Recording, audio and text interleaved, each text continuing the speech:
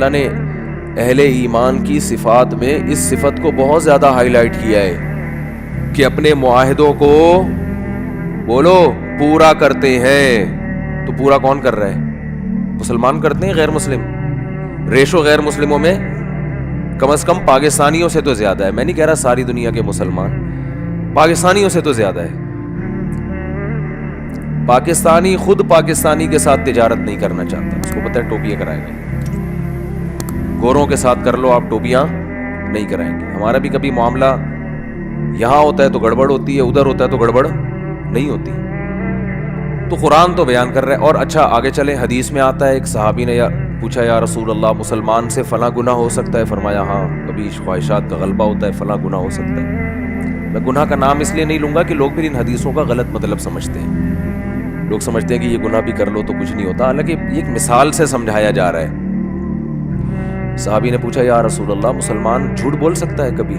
فرمایا نہیں، یہ نہیں ہو سکتا.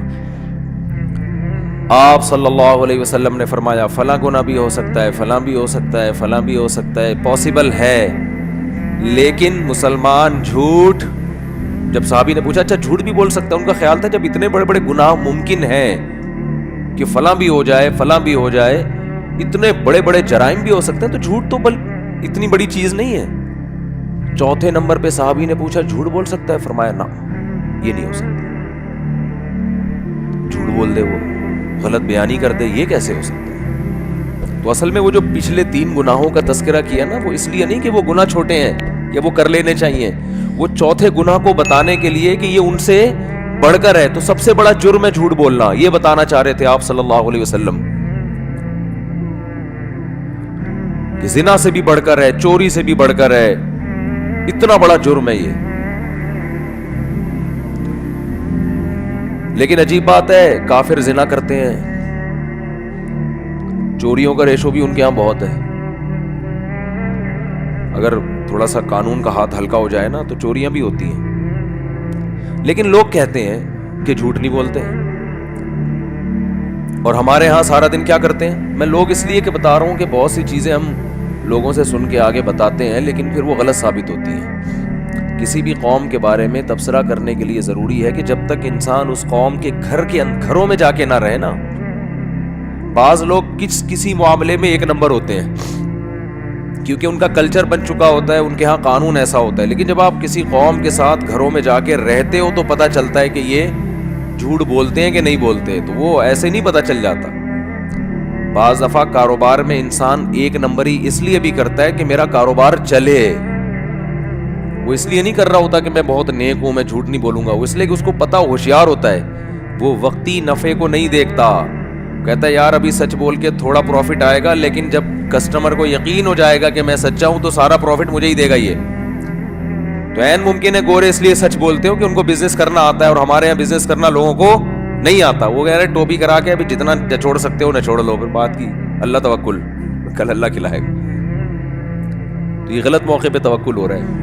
لیکن فرض کر لیتے ہیں، ایک صاحب نے مجھے بتایا، کہتے ہیں گورے جھوٹ نہیں بولتے ہیں کسٹمر سے، بیوی سے بولتے ہیں، اور بہت زیادہ بولتے ہیں. 10 گرل فرینڈ رکھی ہوں گی لیکن بیوی کو یہی بولا ہوگا میری کوئی گرل فرینڈ نہیں ہے. سارے نہیں، ہر طرح کے لوگ ہر دور میں ہوتے ہیں. صحابہ کے دور میں بھی جب وہ کفر میں تھے تو کافر ہونے کے باوجود ان کے ہاں جھوٹ کو بہت برا سمجھا جاتا تھا.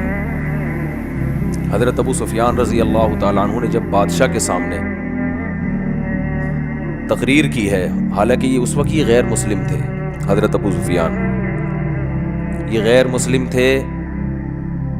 بادشاہ نے ان کو بلایا اور نبی صلی اللہ علیہ وسلم کے بارے میں پوچھنا شروع کیا کہ جس شخص نے تمہاری قوم میں نبوت کا دعویٰ کیا ہے اس کے حالات مجھے بتاؤ.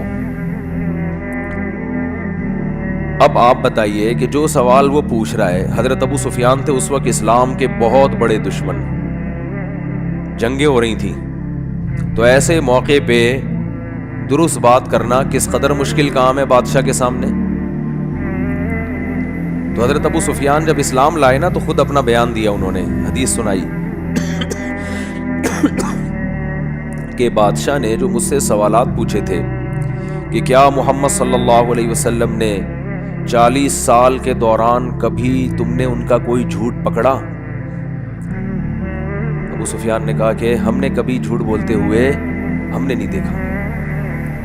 تو اس ہرقل نے کہا کہ ایک آدمی نے زندگی میں کبھی جھوٹ نہ بولا ہو اور ایک دم بولنے پر آیا تو اتنا بڑا جھوٹ کہ میں خدا کا نبی ہوں، یہ کیسے ہو سکتا ہے؟ دیکھو جو جھوٹ بولتا ہے نا وہ ایک دم سے نہیں بولتا۔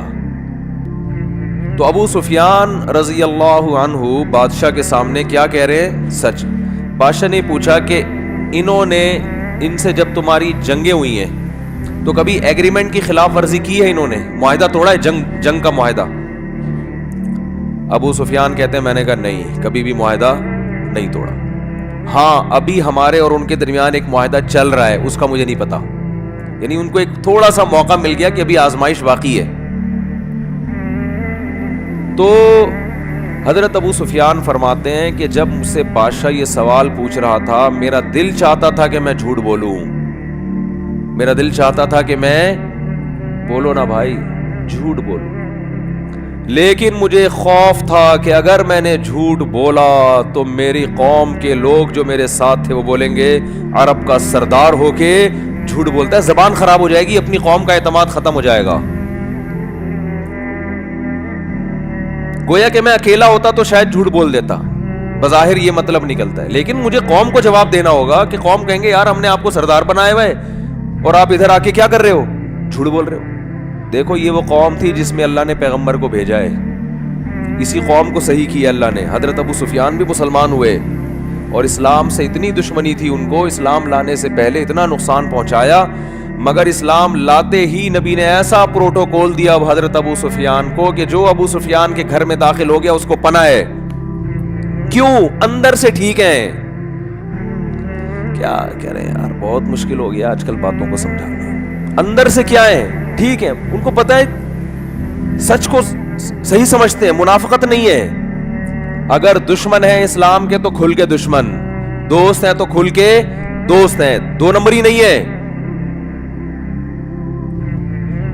تو نبی صلی اللہ حضرت ابو سفیان رضی اللہ تعالیٰ عنہ فرماتے ہیں کہ مجھے ڈر تھا کہ میں اگر، مجھے یہ جملہ اتنا اچھا لگتا ہے نا، بار بار دہرانے میں مزہ آتا ہے، کہ میں نے اگر جھوٹ بولا، وہ کتنی باتیں نبی کے بارے میں پوچھے جا رہے ہیں۔ اس نے کہا کہ ان کی باپ دادا میں کوئی بادشاہ گزرا ہے؟ کہا نہیں۔ اس نے کہا اگر بادشاہ گزرا ہوتا تو میرے ذہن میں آتا کہ اولاد کو بھی سیاست کا شوق ہوتا ہے نا، ابا وزیر اعظم گزرے، صدر گزرے تو بیٹے کا بھی دل چاہتا ہے یار کچھ کرسی ہمارے پاس بھی ہے۔ تو ان کے تو صدیوں تک کوئی بادشاہ گزرا ہی نہیں ہے، تو ایک دم سے ان کو کیسے خیال آ گیا؟ کہا اچھا جو جنگیں ہوتی ہیں ان میں فتح کس کو ہوتی ہے؟ کہا کبھی ان کو کبھی ہمیں، دونوں طرف معاملہ چلتا ہے۔